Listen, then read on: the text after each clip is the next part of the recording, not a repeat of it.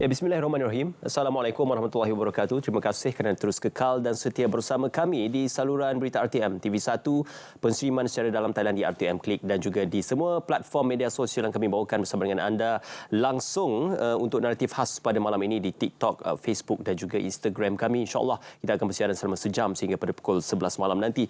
Seperti mana yang telah pun diumumkan oleh pihak Kementerian Keuangan dan juga pihak Kerajaan Malaysia adalah antara inisiatif pemberian sumbangan tunai rahmah dan juga e-belia rahmah yang sudah pun boleh mula dituntut oleh golongan yang layak dan juga yang terkategori dalam mereka yang dikategorikan sebagai penerima-penerima sumbangan ini. Jadi perkara ini amat penting untuk kita memperjelaskan dari segi teknikal dan juga bagaimanakah pengagihan itu diberikan dan juga dilaksanakan oleh pihak Kementerian Keuangan.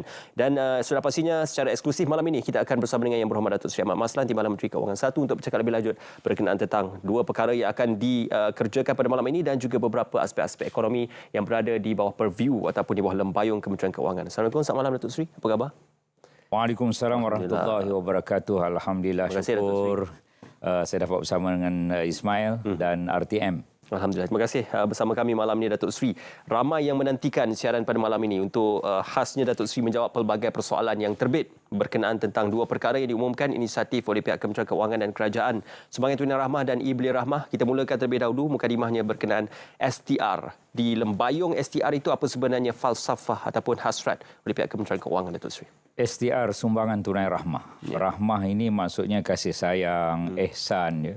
Dan ia adalah sesuai dengan Malaysia Madani, sesuai dengan Kerajaan Perpaduan. Dan falsafah satu lagi ialah kita ingin membantu rakyat.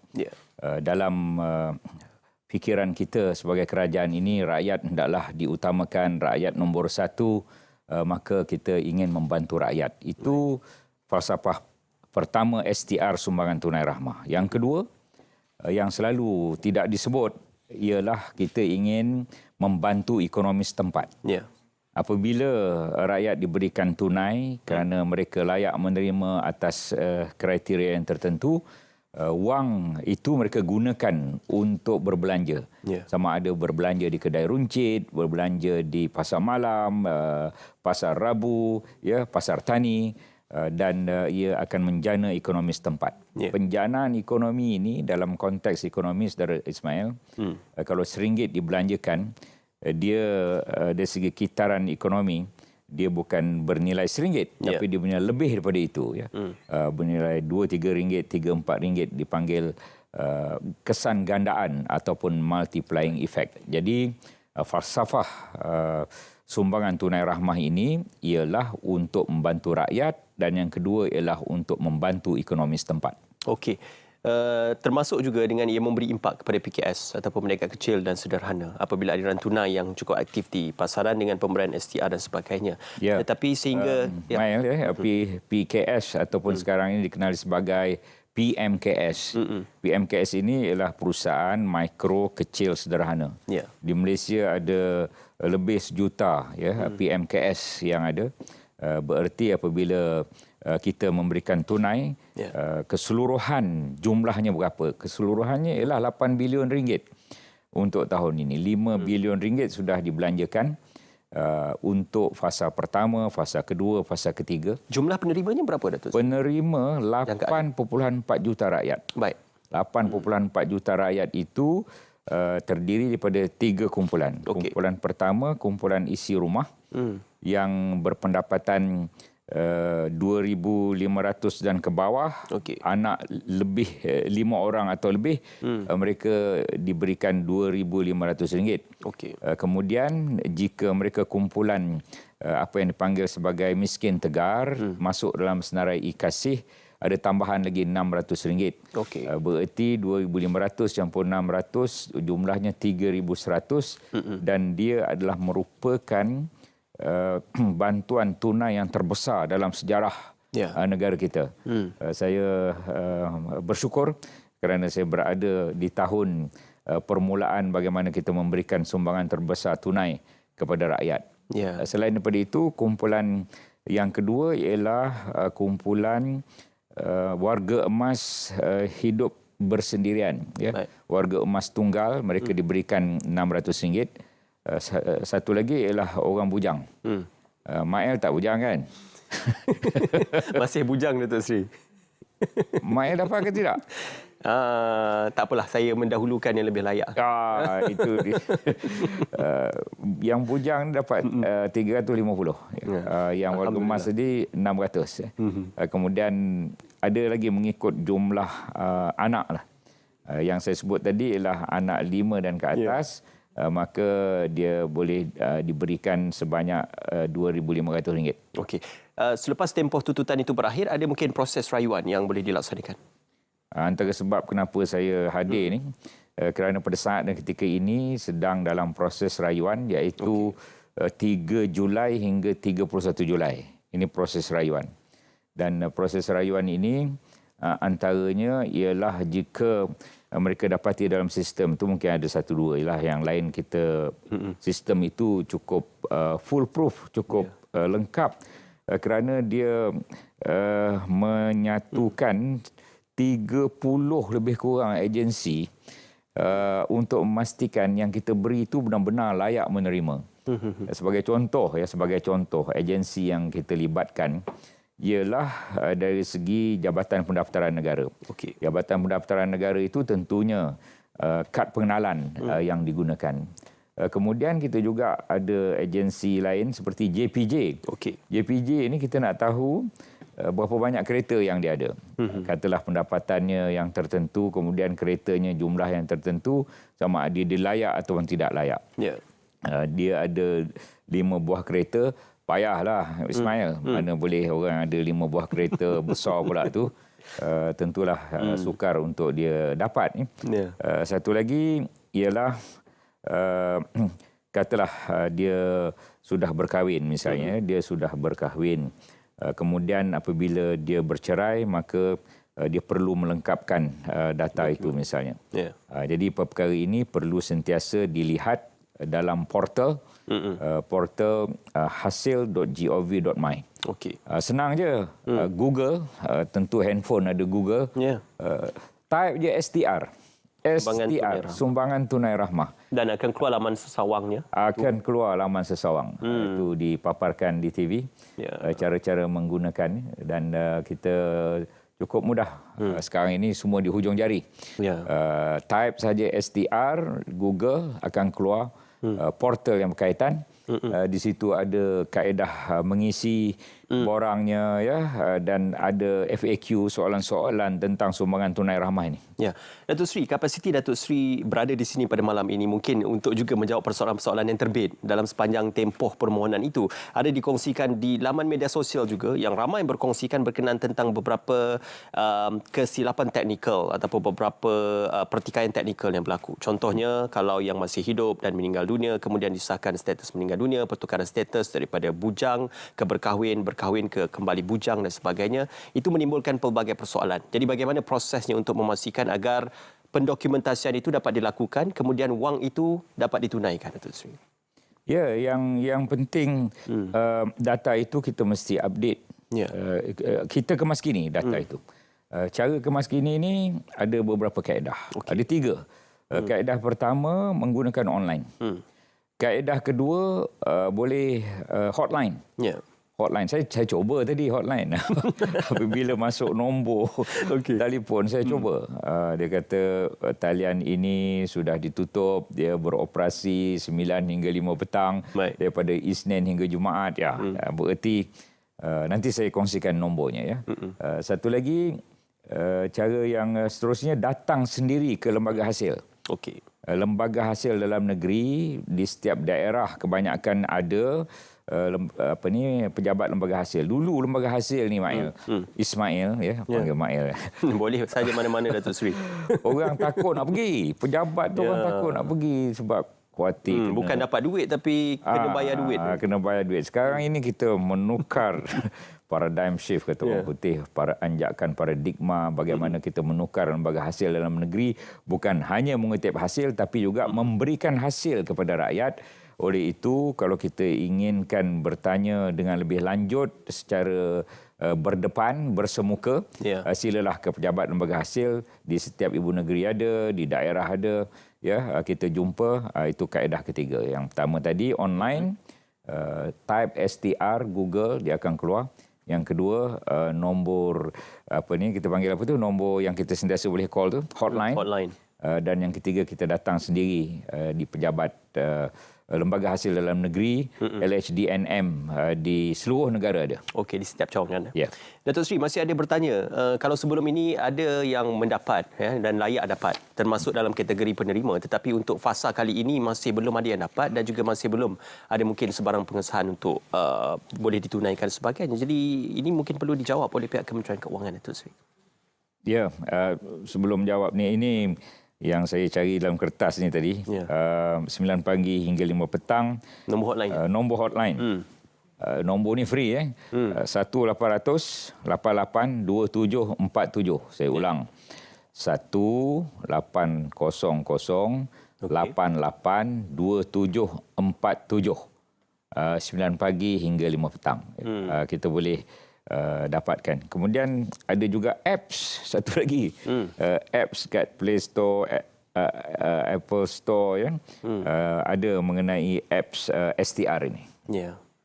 Soalannya tadi? Ya. Sebelum ini sudah menerima, tetapi untuk fasa yang kali ini belum lagi diterima dan pengesahan berkenaan penerimaannya ada daripada pihak. Tadi saya sebut LHDN. Siapakah yang mengeluarkan dan memberikan wang tu? Ya. Bank Simpanan Nasional. Okey. Bank Simpanan Nasional ni ada beratus cawangan di seluruh Malaysia, BSN. Di bandar kecil pun ada BSN ini. Dan kita boleh jumpa dengan pegawai BSN untuk bertanya juga untuk mendapatkan. Ini tentang BSN ni satu perkara yang dimaklumkan oleh pegawai tadi pada saya bahawa untuk sumbangan tunai rahmah fasa ketiga daripada 400,000 orang yang tidak mempunyai akaun bank, yang lain semua masuk dalam akaun. Ya, boleh keluarkan. Boleh keluarkan boleh keluarkan daripada ATM machine dan sebagainya. Ya.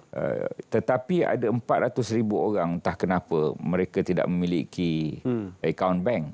Saya harap dari semasa ke semasa yang 400,000 orang ini kita boleh kurangkan. Ya. Sebelum ni 1,000,000 orang tak ada akaun bank. BSN maklumkan kepada saya bahawa dengan mereka berkempen untuk membuka akaun ini, maka ramai dah membuka akaun, tinggal 400,000 orang. Yang sumbangan tunai rahmah kita dah masukkan dalam akaun sebelum Raya Haji baru ni. Tetapi ada 400,000 orang ni, baru 100,000 orang yang menunaikan. Okey. 300,000 orang ni segeralah pergi ke BSN, ambil wang yang diberikan oleh kerajaan untuk membantu anda. Ya. Pergi ke kaunter untuk mendapatkan secara fizikal.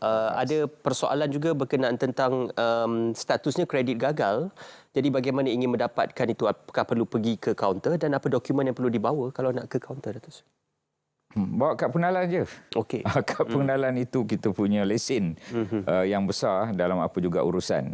Pergi ke kaunter BSN dan nyatakan perkara yang berkaitan. Kalau status gagal, kredit gagal itu boleh ditunaikan di BSN.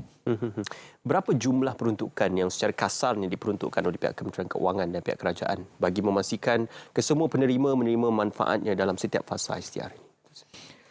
Ada jumlah-jumlahnya, tetapi fasa 1, fasa 2, fasa 3 dicampurkan sudah 5 bilion ringgit. Baik.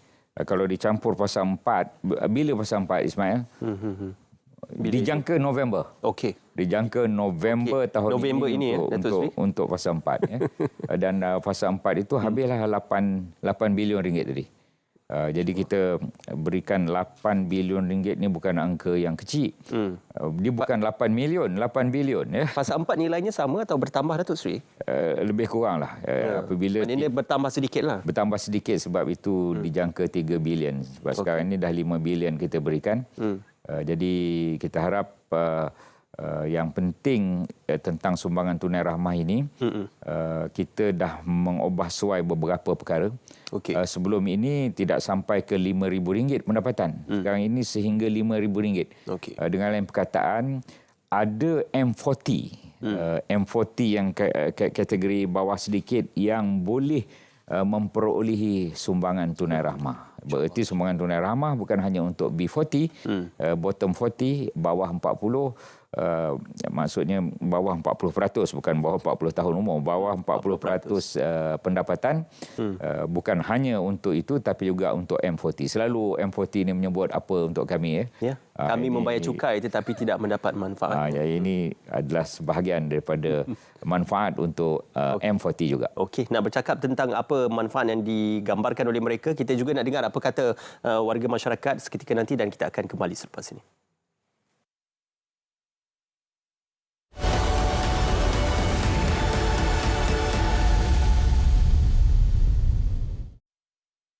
Kecemasan, boleh saya bantu? Encik, ada motor aksiden lah dekat sini, Encik. Langgar gajah kot. Encik, ada kebakaran lah di alamat 5 Jalan Tembikai Shah Alam.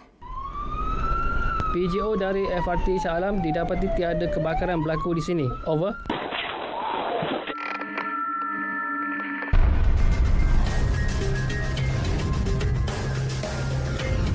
MERS 999. Gunakan dengan berhemah.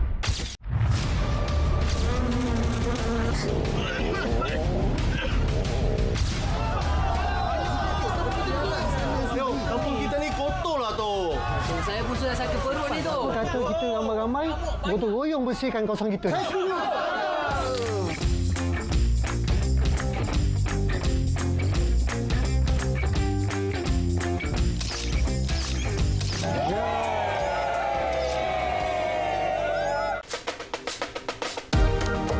Jaringan berkomunikasi tanpa sempadan. You guys ready? 1, 2, 3. Publish. Korang! Saya letak apps kita ni dekat dalam media sosial. Diorang beli set berpantang dekat dalam apps kita. Serius ah? Sama-sama kita kan kian bijak, berkesan, literasi digital. Bijaklah berhidup makmur. Semua mahu kaya, tapi jangan salah langkahnya. Jika terpedaya, hidup sengsara. Macam-macam sim yang ada, mesti faham ada di labu. Lesson SC pastikan ada, silap labur, duit lebur. Ingin tahu produk sah yang ada, laman web InvestSmart jawapannya. Pesanan ini dibawakan oleh Suruhanjaya Security Malaysia. Dengarlah sayang, ku dendang lagu-lagu yang baru. Buat hidupku kawasan indah, cantik berseri, hargailah selalu.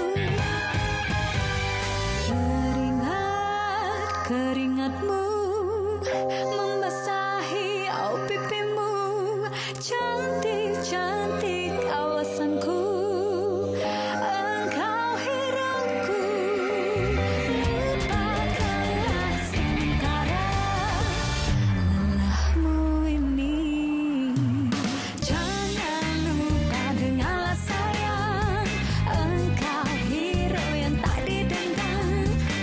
Keringatmu teringat-ingat, akan ku kenang setiap saat.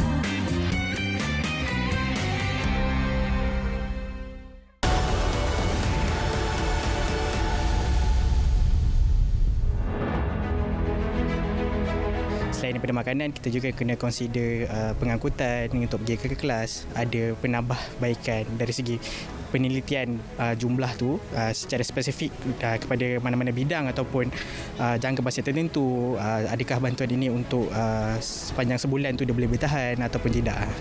Walaupun berapa nilai dia, saya memang bersyukur kerajaan bagi. 200 tu memang saya pakai untuk duit makan dan minum. Dan kita tahu duit makan dan minum ni bukan seperti dulu. Macam dulu lebih murah.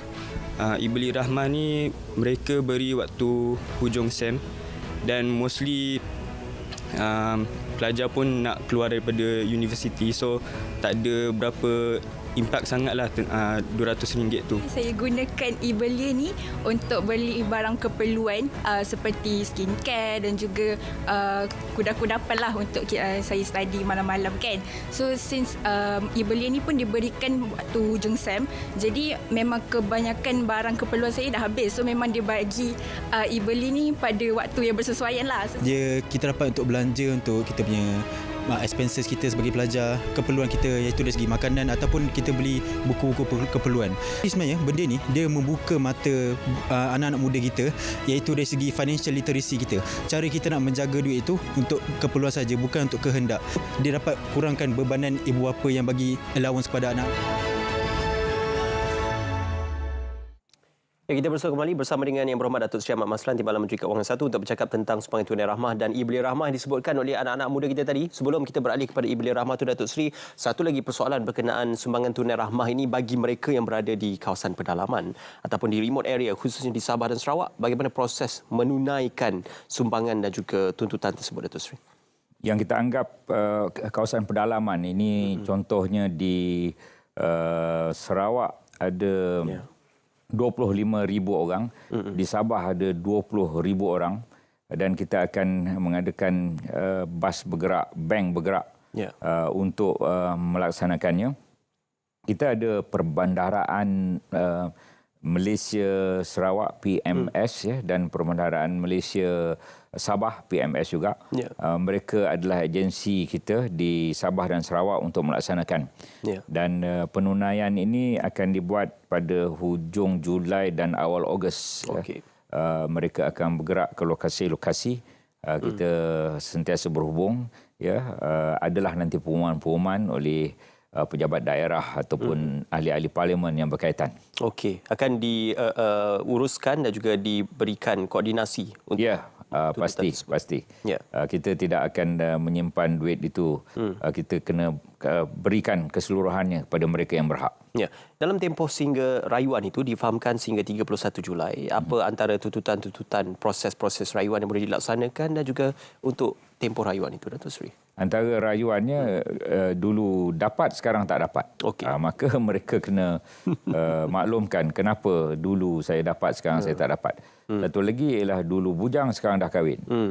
Atau dulu dah berkahwin, sekarang status bujang. Sudah, itulah. Jadi perkara ini perlu dikemaskini dan mereka perlu updatekan segala maklumat supaya mereka dapat, dulu dapat, sekarang dapat. Ya. Untuk hotline itu boleh digunakan dalam proses pertanyaan? Boleh.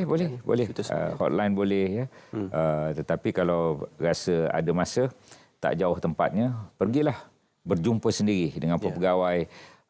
Kita ada pegawai di Lembaga Hasil Dalam Negeri, LHDN tu ada pegawai khas yang berhubung dengan sumbangan tunai rahmah ni. Kita gaji, Kementerian Keuangan gaji dan letakkan di Bank Simpanan Nasional juga di lembaga hasil untuk mereka membantu mengurus. Terutama di lembaga hasil. Pegawai yang tertentu untuk mengurus STR. Ya. Saya kira penjelasan berkenaan STR itu konklusi pada malam ini dan boleh layari laman sawang dan juga nombor hotline yang diumumkan oleh Yang Berhormat Datuk Seri seketika tadi.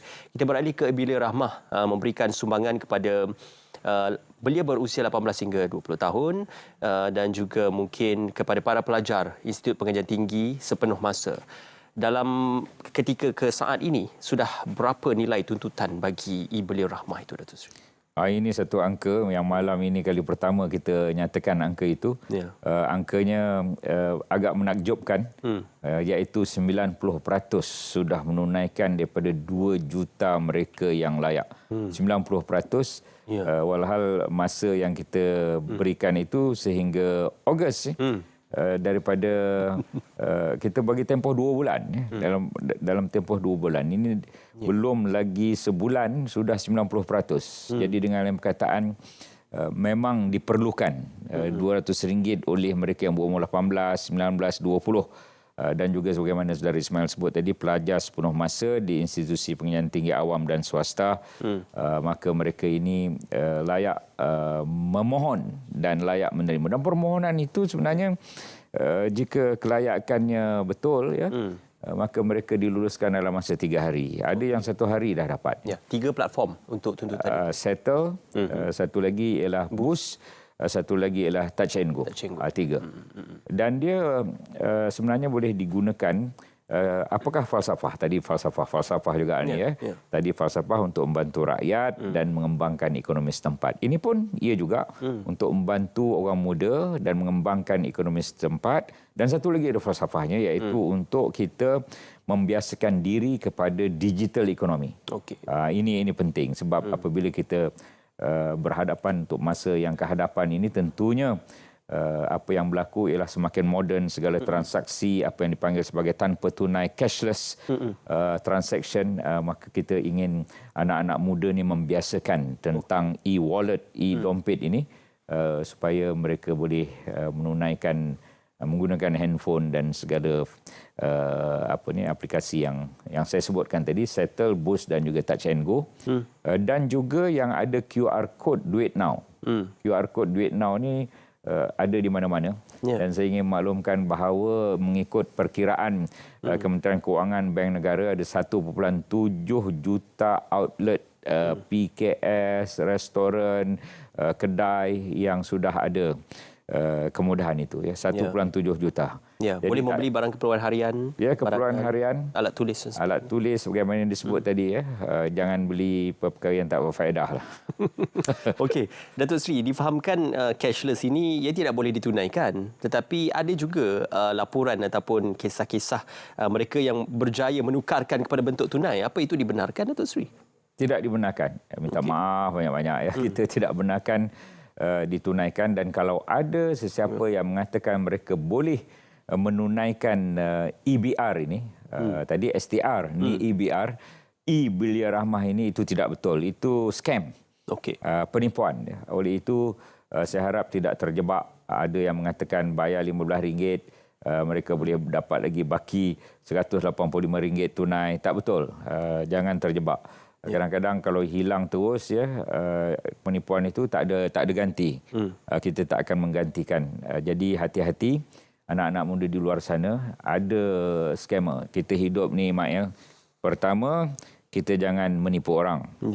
Yang kedua, kita jangan ditipu orang. Jangan menipu orang dan jangan ditipu orang. Scam ni satu perkara yang amat tidak baik dalam negara kita. Banyak berlaku kejadian.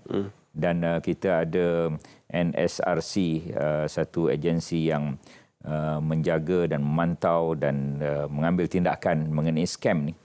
Tapi mereka yang kena scam ni, kita ada talian. Taliannya mudah. Kalau 999 itu untuk telefon polis dan bomba. Tetapi taliannya ialah 997.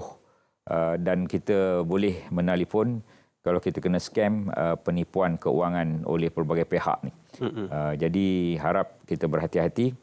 E-Belia Rahmah tidak boleh ditunaikan dengan cash. E-Belia Rahmah hanya boleh diguna kaedah e-dompet, e-wallet. Ada juga yang cuba untuk menunaikan itu walaupun tahu mungkin tidak layak. Jadi data bagi kelayakan dan juga mereka yang layak ini disimpan oleh hanya Kementerian Kewangan ataupun ada kementerian lain yang turut menyimpan termasuk KPT, Datuk Seri? Kita menggunakan pelbagai agensi secara bersepadu. Antaranya Kementerian Kewangan, pasti. Seterusnya ialah Kementerian Pendidikan. Seterusnya ialah Kementerian Pengajian Tinggi. Itu antara kementerian-kementerian yang penting yang ada kaitan dengan e-Belia Rahmah. Kementerian Belia dan Sukan. Dan apabila kita masukkan segalanya, tentu JPN, pastilah JPN, Jabatan Pendaftaran Negara, untuk mengira umur mereka yang layak 18, 19, 20 ini. Jadi angka dan data itu adalah data yang amat tepat kerana kita menggunakan angka-angka dan juga data-data daripada pelbagai agensi secara bersepadu. Okey. Ada juga isu berkenaan mereka yang tidak layak ini untuk mendapat sumbangan e-Belia Rahmah. Sedikit, Datuk Seri, isu berkenaan IPG yang tidak layak menerima e-Belia Rahmah ni. Institut Pengajian Guru, IPG, mereka dijamin pekerjaan. Mereka dijamin pekerjaan. Bukan hanya jaminan itu, tetapi juga mereka dapat allowance bulanan RM430, allowance bulanan.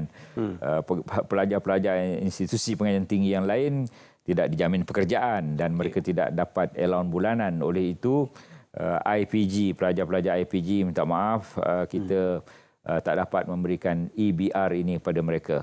Lepas itu adalah cerita pula pasal pelajar MARA yang dapat 650. Itu sebenarnya itu pinjaman.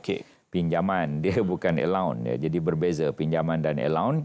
adalah ahli politik di luar sana menjadikan isu kenapa pelajar-pelajar institusi pengajian guru ni tak dapat. Jadi saya ingin maklumkan bahawa atas sebab allowance yang diberikan kepada mereka yang jauh melebihi daripada E-Belia Rahmah EBR RM200, yang itu RM450 allowance sebulan, cukuplah untuk setakat ini. Dan kita berikanlah kepada kawan-kawan yang lain 18, 19, 20 tahun dan pelajar-pelajar IPTA, IPTS lain yang tidak dapat allowance. Ya, justifikasinya adalah mereka ini termaktub di bawah pra-perkhidmatan yang akan dijamin peluang pekerja. Yes, betul. Pra-perkhidmatan, betul. Okey, Datuk Seri, kita nak berjadah seketika dan kita akan kembali selepas ini. Kita mendengarkan apa mungkin cadangan berkenaan tentang sumbangan tunai rahmah ini dan juga E-Belia Rahmah, semuanya seketika nanti.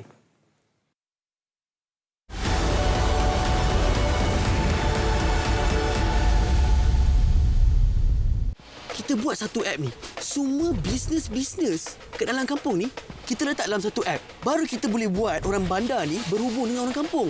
Jaringan berkomunikasi tanpa sempadan. Nak join? Saya dengan Mak boleh tolong.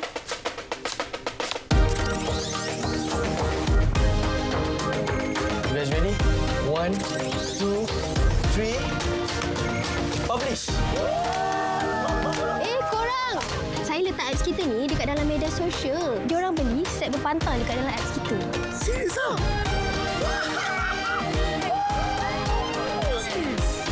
Azimah! Cepat! Kau ambulans! Kakak ni nak sana pula! Nasib kat sini ada wifi bang. Dapat juga abang tengok clear muka anak kita. Marilah sama-sama kita kan kian bijak berkesan literasi digital. Hujung bulan lagi, duit yang dicari tidak memadai. Belanja setiap hari, FEN di sini, teman yang sejati dengan ikhlas hati membantu anda berdikari. Sama-sama mendidik diri, bijak-bijak urus wang dengan informasi. Suka duka bersama kita tempuhi. Jangan-jangan jadi mangsa penipuan. Hati-hati apabila buat keputusan. Sama-sama didiklah diri dengan FE Network, Financial Education Network, agar anda bijak wang dalam segala aspek kewangan. Layari fenetwork.my atau kunjungi kami di Facebook, Instagram dan YouTube. Segalanya duit best dengan FEN.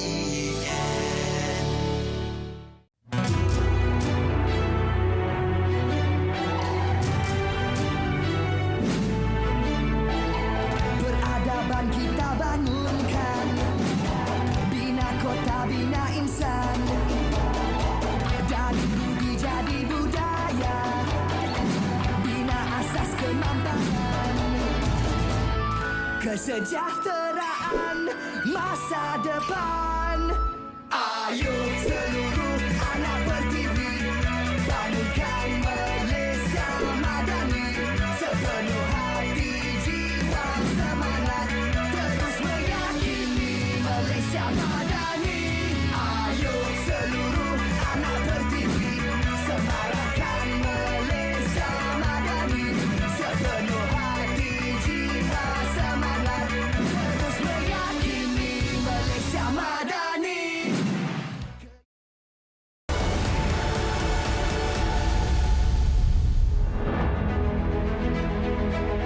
Jumlah tu boleh dinaikkan lagi sebab ikutkan kepada keadaan ekonomi sekarang dengan OPR yang semakin tinggi, ibu bapa pun agak terkesanlah untuk bagi duit bulan-bulan dan sebagainya. Jadi ada bantuan seperti ini, dia dapat meringankan beban itu. Tapi macam saya cakap tadi, dari segi jumlah tu perlu diteliti balik. Okay, Alhamdulillah, saya bersyukur dan terima kasih kepada kerajaan. Tapi kalau boleh daripada masa ke masa akan ada penambahbaikan lah untuk masa akan datang. Kalau boleh kita adakan juga untuk secara tunai itu untuk kita cash out. Sebabnya kebanyakan banyak lagi kedai sekarang yang tidak menggunakan TNG.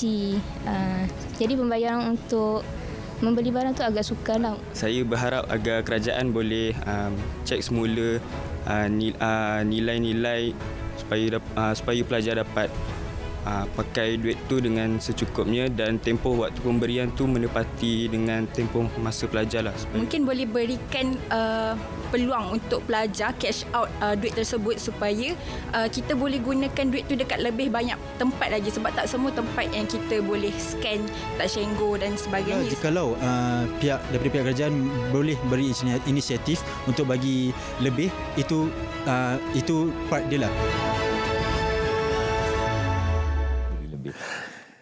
Ya, Datuk Seri sudah tersenyum untuk menjawab persoalannya itu. Ada yang tanya 200 tu nak beli apa, Datuk Seri? Apa yang boleh dibeli dengan 200 itu? Dan mungkin cadangan untuk menambahkan nilai itu juga perlu difikirkan lanjut oleh pihak kerajaan dan juga cadangan untuk pembayaran secara tunai, bukan hanya cashless untuk dalam aplikasi tersebut, Datuk Seri. Saya ada dua soalan. Soalan pertama nak nambah sebenarnya dia sudah bertambah daripada RM30, RM50, RM150. Kerajaan perpaduan kerajaan madani ni yang paling banyaklah bagi RM200. Kita tengoklah kalau ekonomi bagus, pendapatan kerajaan bertambah, kemungkinan saya tidak menafikan kita lihatlah pada masa akan datang berapa banyak. Hal kedua ini ialah pemberian tunaikan. Sebenarnya sebagaimana saya sebut tadi ada 3 falsafah. Falsafah pertama, kita ingin membantu orang muda. Falsafah kedua ialah kita ingin membantu ekonomi setempat. Dan falsafah ketiga ialah kita ingin menuju kepada digital ekonomi. Dan kita perlu apa yang dipanggil sebagai cashless society. Oleh kerana itu anak-anak muda lah untuk dilatih dan diberikan pendidikan tentang perkara ini.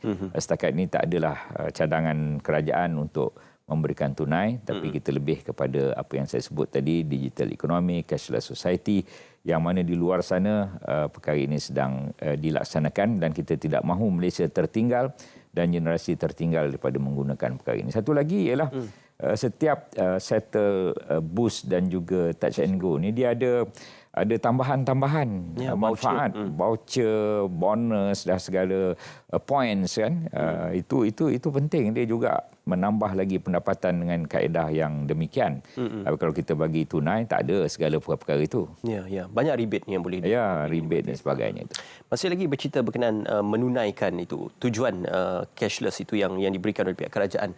Bagi mereka yang dikategorikan sebagai scammer atau mereka tidak bertanggungjawab dalam menawarkan perkhidmatan itu, difahamkan ada pemantauan dilakukan oleh pihak KKD dan juga MOF untuk memastikan sehingga tarikh 22 Ogos kalau tidak silap, pemantauan itu akan dilakukan secara berkala dan dari semasa ke semasa, Datuk Seri. Ya, betul.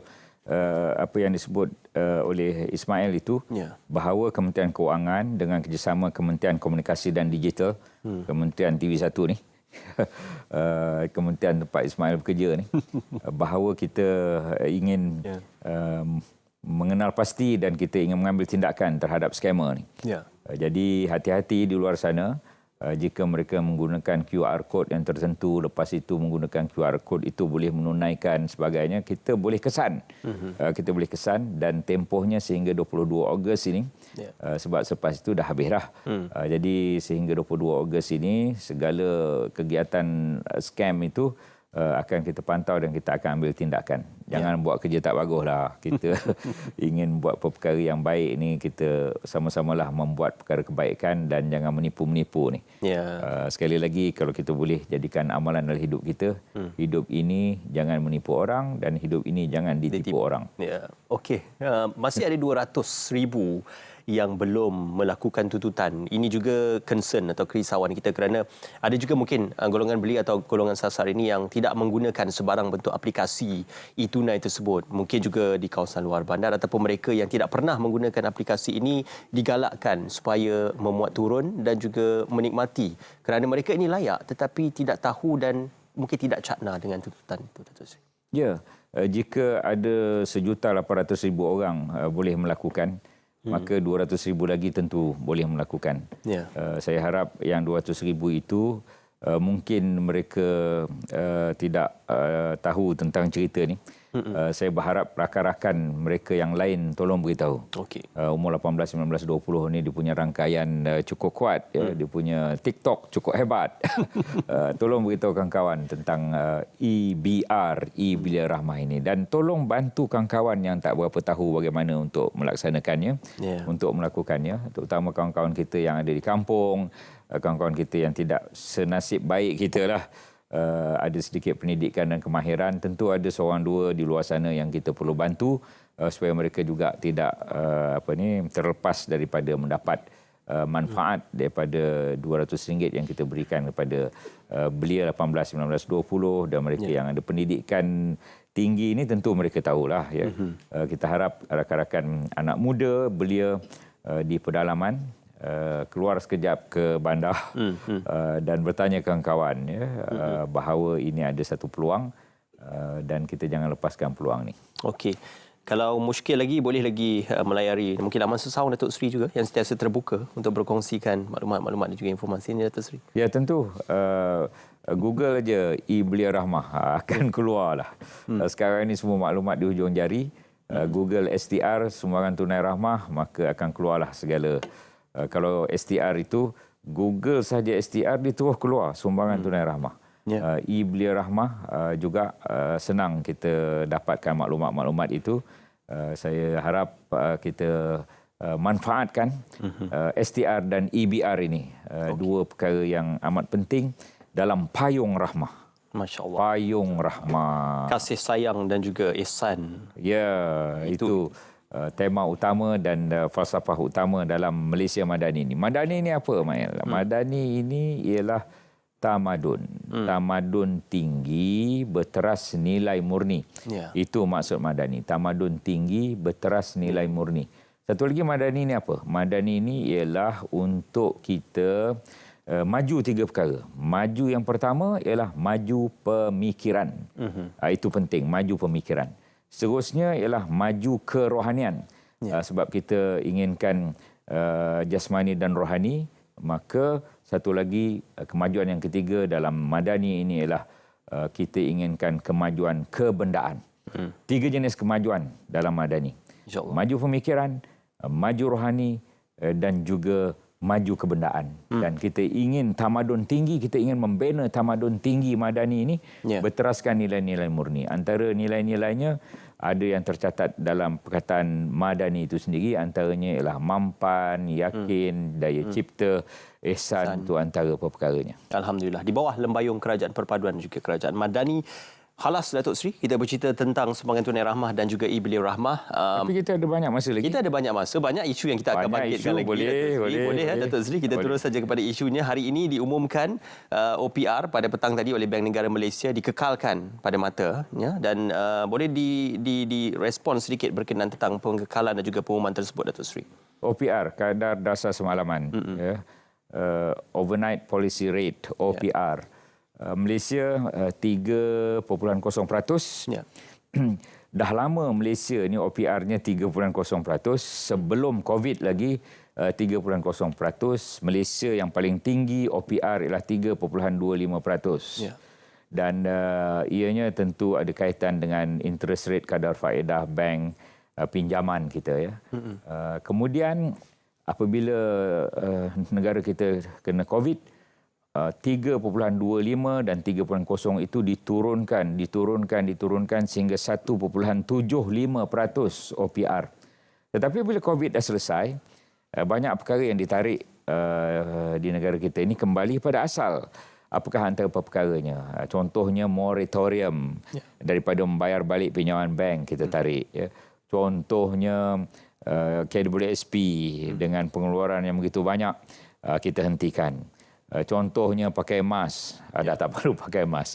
Contohnya vaksin, tak perlu dah pakai vaksin. Ya. Jadi begitu juga OPR daripada 1.75 naik berperingkat-peringkat 0.25 sehingga 3.0. Dan hari ini pukul 3 petang tadi Bank Negara Malaysia mengumumkan kadar OPR kekal 3.0 dan tentunya dia melegakan peminjam. Peminjamnya ada dua jenis, Saudara Ismail. Satu peminjam yang menggunakan kadar faedah tetap Dia tidak akan ada kaitan dengan OPR turun ke naik ya, sebab dia kadar faedah tetap. Di separuh daripada peminjam negara Malaysia, separuh daripada jumlahnya, tak silap saya ada belasan juta juga yang minjam ni ya. Dan separuh lagi menggunakan kadar faedah terapung. Yang mana kadar faedah terapung itu yang ada terkesan dengan naik turun OPR. Tetapi pada kadar faedah yang kekal, dia tidak. Kenapa OPR ini penting? OPR ini penting adalah untuk mengawal inflasi. OPR itu kalau naik, dia hanya terkena kepada mereka yang buat pinjaman dengan kadar faedah yang terapung. Kadar faedah tetap tidak. Tetapi kalau inflasi naik, semua orang akan kena. Apabila kadar inflasi naik, ini yang jadi masalah. Tidak ada sebab OPR perlu dinaikkan dalam keadaan sekarang hari ini, dalam keadaan sekarang, kerana inflasi kita turun daripada 3.3% kepada 2.8%. Jadi kalau inflasi dah turun, takkan OPR pula naik. Anda kata inflasi naik, mungkin OPR akan diumumkan. Ya itu. Tetapi walau bagaimanapun, saya tak nampak dia akan naik terlalu tinggi, sebab dalam sejarah Malaysia kadar OPR yang tertinggi pun 3.25. Okey, baik Datuk Seri, kita nak kembali berehat seketika dan kita akan lanjutkan persoalan lagi dengan banyak lagi isu-isu yang dipikirkan penting dan sesuai untuk kita bawakan pada malam ini, semuanya dalam Naratif Khas.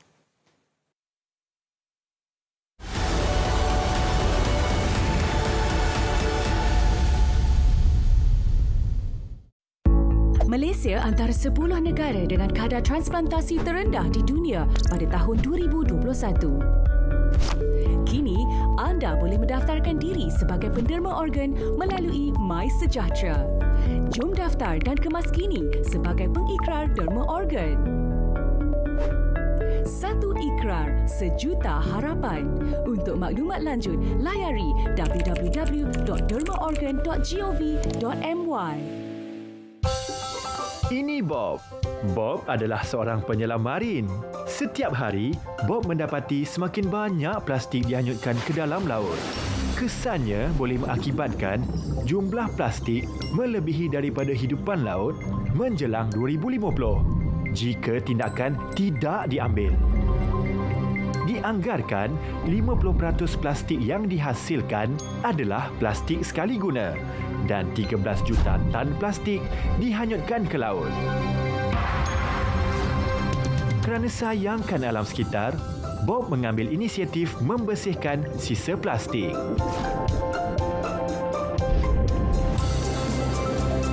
Kita semua boleh memainkan peranan dalam menjaga alam sekitar. Hindari plastik sekali guna. Untuk maklumat lanjut, sila layari laman sesawang berikut.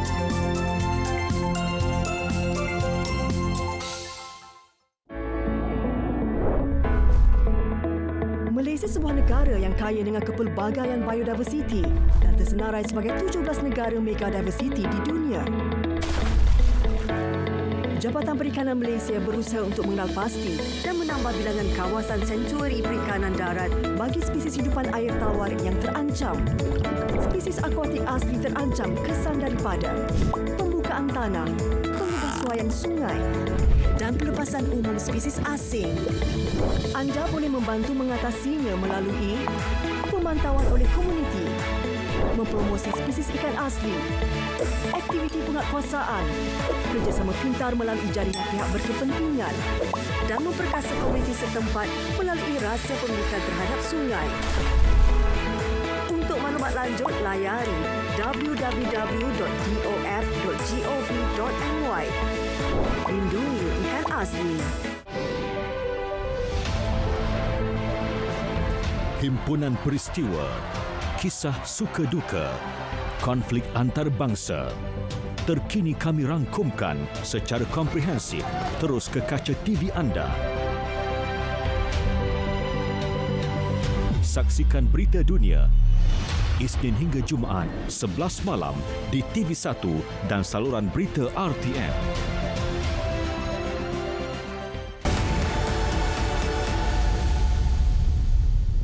Masih lagi naratif khas bersama Yang Berhormat Datuk Seri Ahmad Maslan. Datuk Seri, sebelum kita beralih kepada rangkuman topik kita yang paling utama malam ini, STR dan juga E-Belia Rahmah, ada juga persoalan yang akan terbit berkenaan situasi ekonomi semasa dan juga mungkin kadar tukaran mata wang asing yang pada ketika ini tidak berpihak kepada ringgit Malaysia berbanding dengan US dollar. Nak tanya yang mana satu? Dirangkumkan sekali kalau boleh. Okay. Diringkas.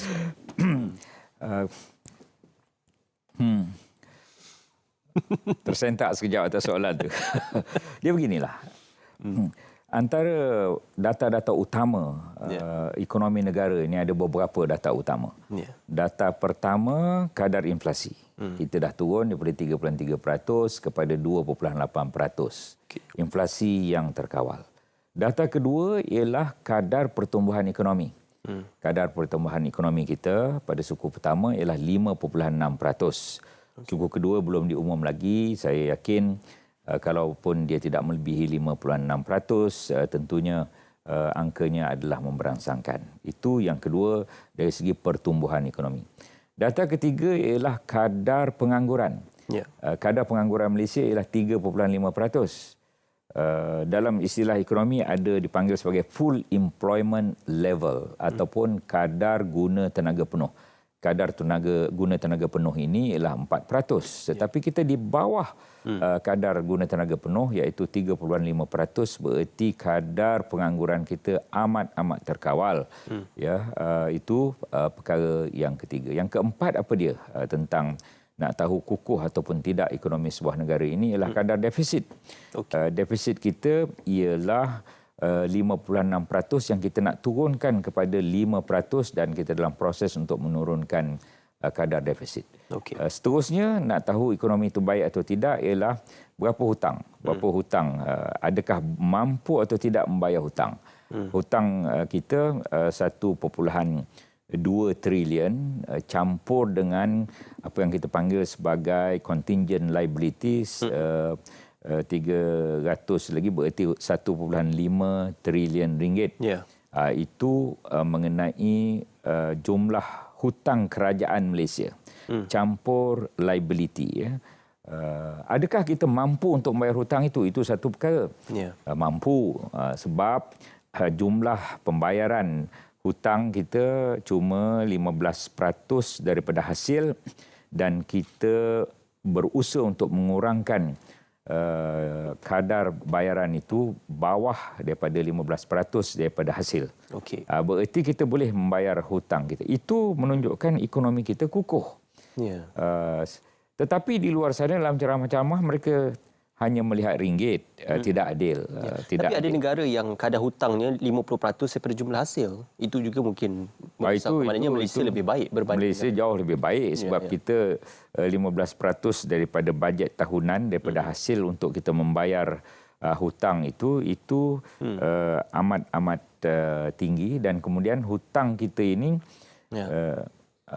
bukan amat tinggi, rendahlah 15% daripada hasil itu kira masih lagi terkawal. Satu lagi, hutang kita ni tak boleh lebih daripada 65% daripada KDNK. Itu satu.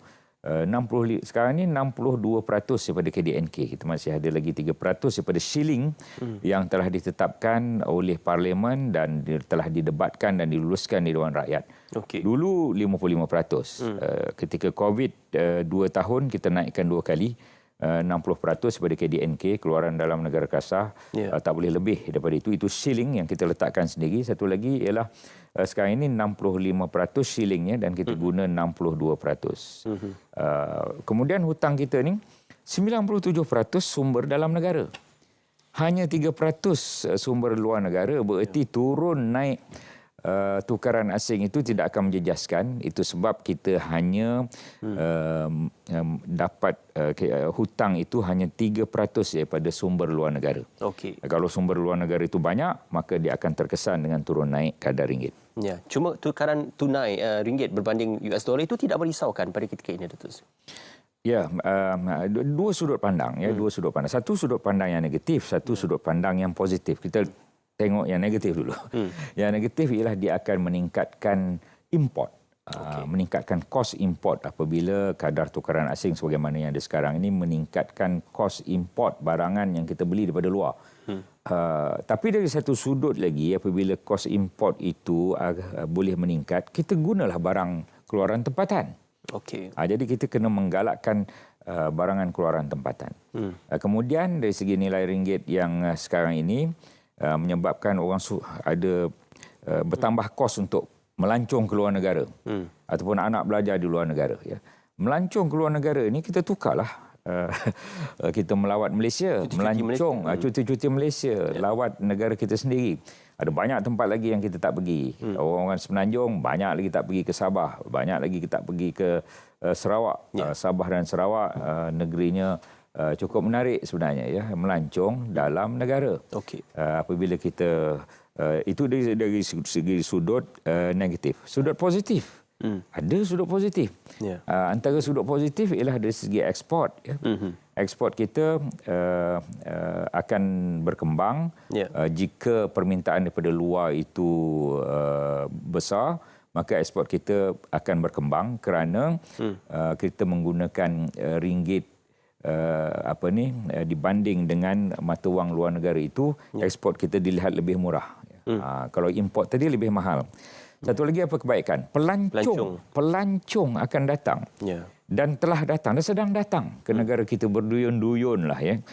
Dan kita berharap pelancong-pelancong daripada pelbagai negara, bukan hanya daripada negara China, daripada Timur Tengah khasnya, menumpukan Malaysia sebagai destinasi pelancongan kerana mereka memiliki ringgit yang lebih daripada tukaran wang mereka.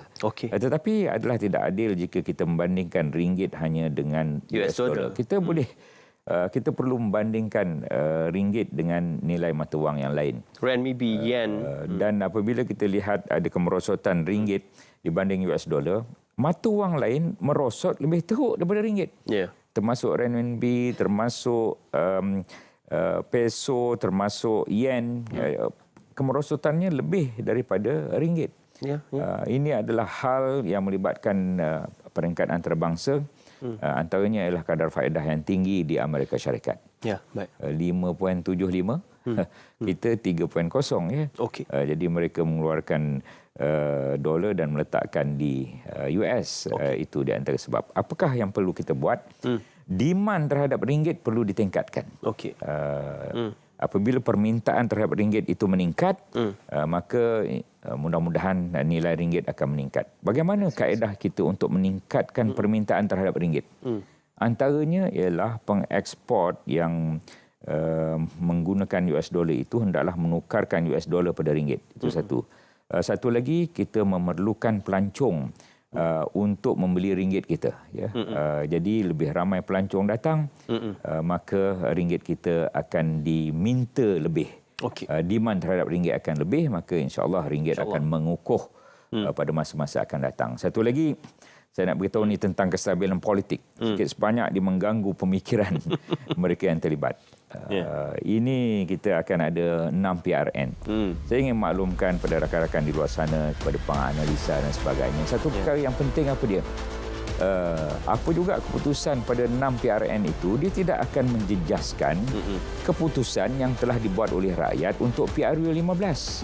Keputusannya ialah kerajaan perpaduan yang telah dibentuk, mentadbir persekutuan, dan dia tidak ada, katalah menang semua kerajaan perpaduan ini di 6 negeri. Kerusi parlimen masih 148.